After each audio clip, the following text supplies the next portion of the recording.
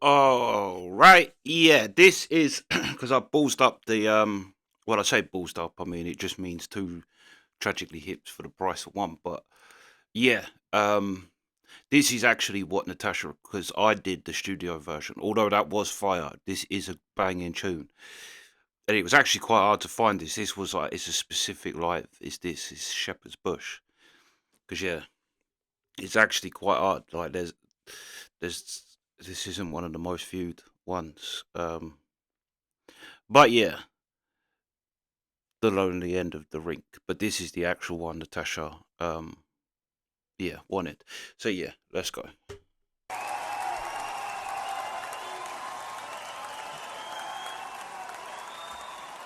Oh, thanks a lot.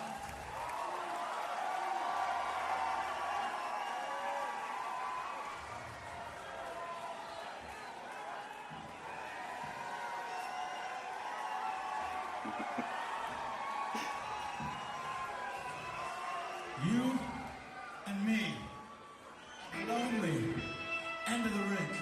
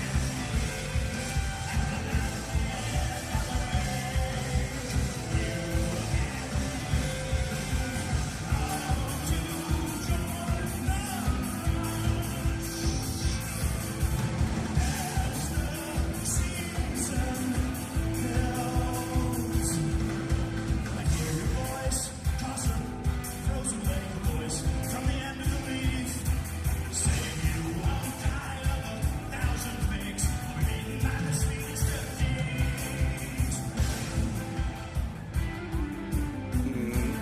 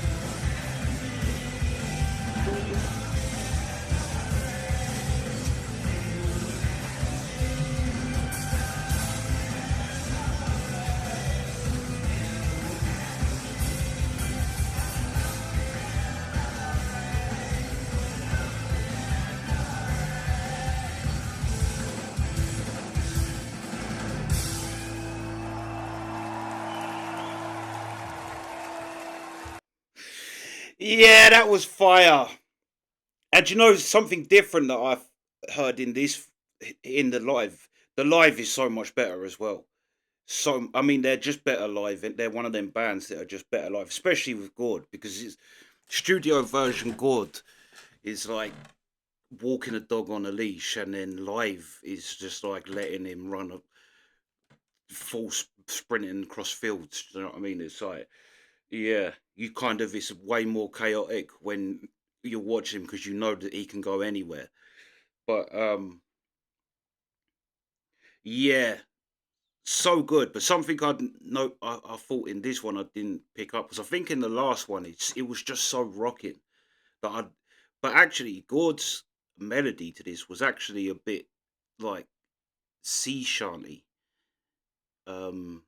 Yeah, like an old traditional, but like it had that kind of where it's, yeah, that very old school, but also this just rocks. It's such a rocking tune.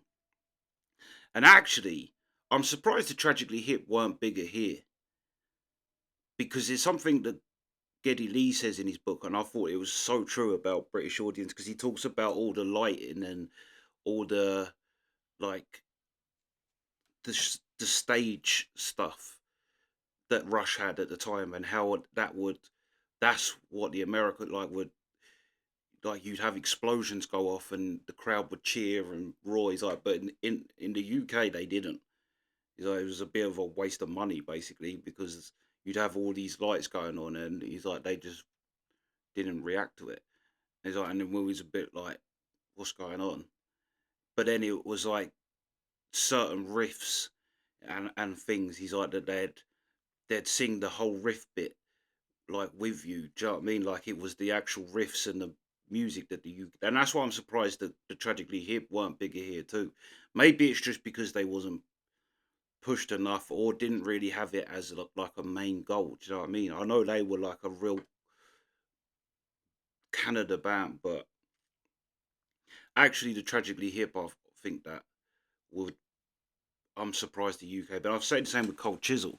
But then my dad said that, like I've said before, Cold Chisel was known here, but it was more your real music fans that would have known. I suppose it probably would have been like the Tragically Hip. Um,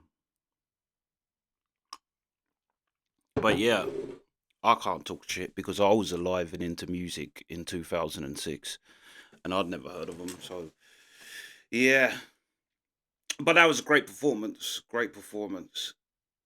Great Gord. Some great Gord dance moves in there. It just makes me die because, like, say something like this, the band was rocking, but he was doing I think it is skating, but it was almost like such a, like a, it was almost as if the band was playing Tiptoe Through the Tulips. That's what he was dancing to, but in actuality the band was just like, it's a bit Joker-esque, like that bit where all mayhem's going around you and he's just skipping along, well, skating along. But yeah, yeah, fire, great performance. But yeah, that's the reaction. Sweet.